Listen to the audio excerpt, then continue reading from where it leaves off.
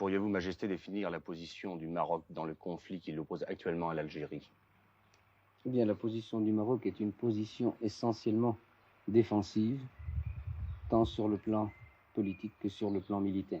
Dans ce sens, qu'il s'était établi une sorte de cohabitation de fait entre les Algériens et les Marocains tout au long des frontières, cohabitation de fait à laquelle nous aurions voulu mettre un terme par l'ouverture du dossier sur le contentieux frontalier.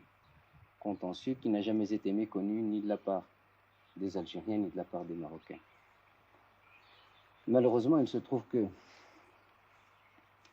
le gouvernement algérien a préféré recourir à une autre forme de discussion. Et il y a eu l'attaque du poste d'Hsebeda, que vous connaissez.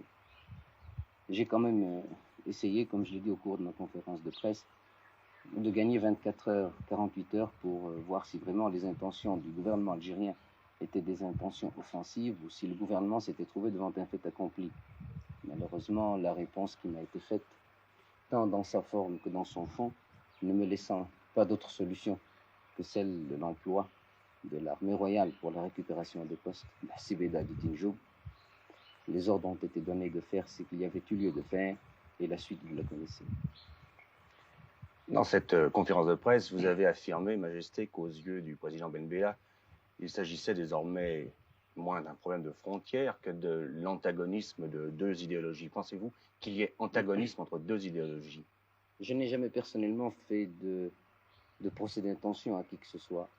Et je me garde toujours, quant au jugement que je peux porter, qu'il soit d'ordre privé ou d'ordre public, de laisser parler ma subjectivité.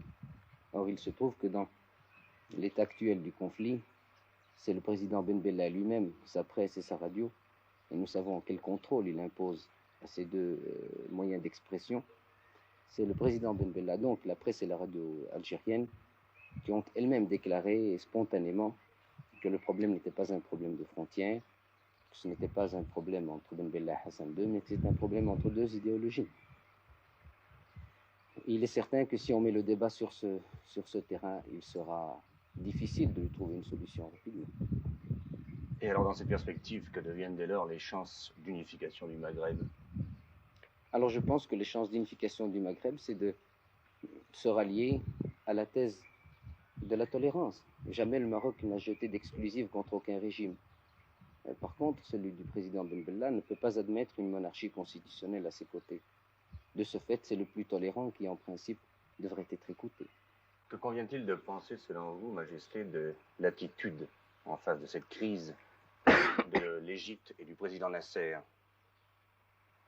Pour le moins que je puisse dire, c'est que de la part d'un homme ayant l'expérience du président Nasser, c'est que dans le conflit algéro-marocain, il a agi avec beaucoup de légèreté. Et en termes diplomatiques, le mot légèreté est très lourd.